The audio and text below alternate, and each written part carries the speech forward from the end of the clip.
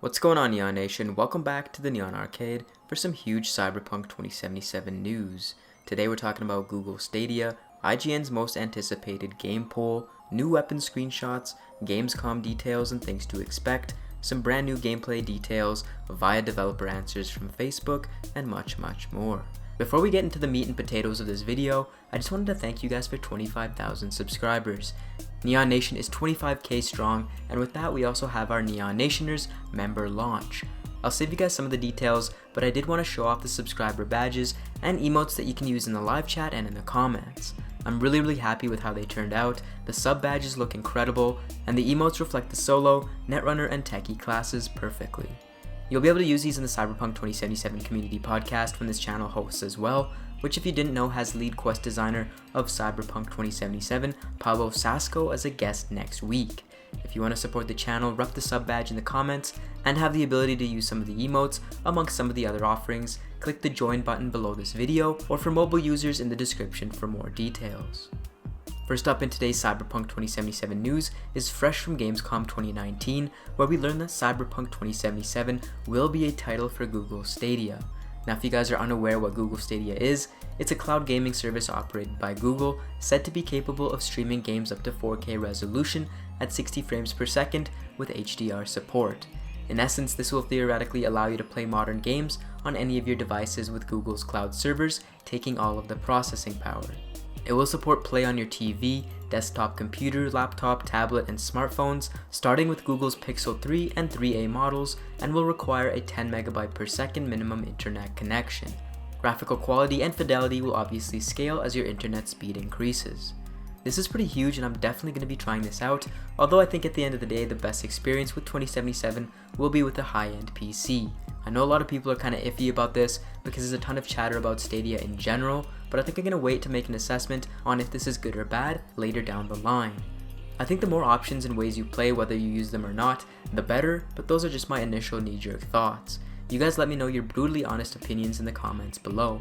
Next up, we have screenshots of the weapons tweeted out by CD Projekt Red and the Cyberpunk 2077 Twitter page to help cosplayers create more accurate props.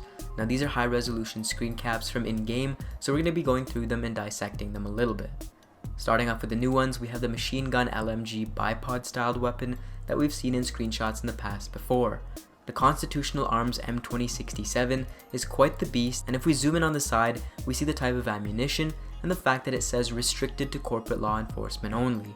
Last year's demo had the corporate rifle, so it seems like this is in the same tier. The Constitutional Arms logo is also featured on the barrel of the weapon.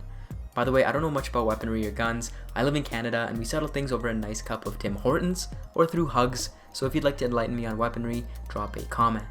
It also does say mag rail on the top, and the bullets have blue tips, maybe indicating what type of ammunition it is, since there are 4 distinct types of damage. Next we have the Militech Saratoga, which we see briefly with the red dot attachment in the gameplay sneak peek trailer.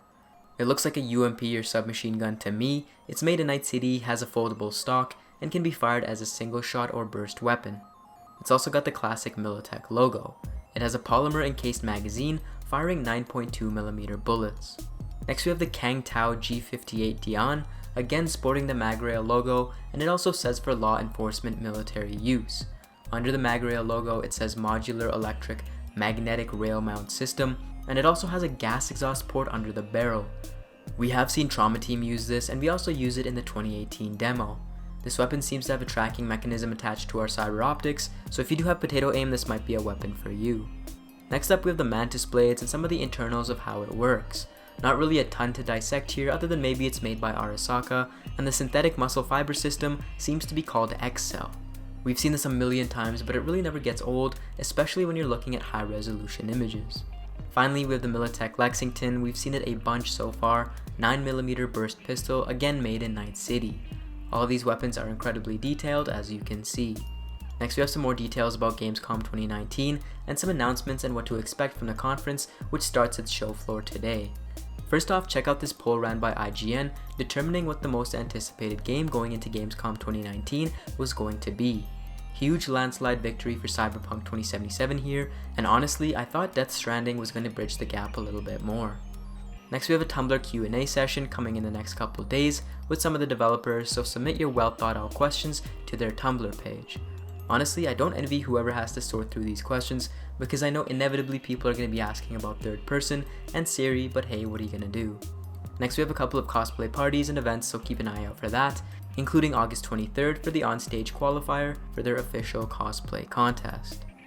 Next, let's jump to a couple Facebook questions and answers from CD Projekt Red, some submitted by subscribers and some posted around the internet in various places. If you guys have been submitting your answers from CDPR to me, it's much appreciated, so keep it up. First off, we have some details via the Cyberpunk Facebook page that the game will feature HDR support on PC, which is only going to make the world of Night City look that much more incredible.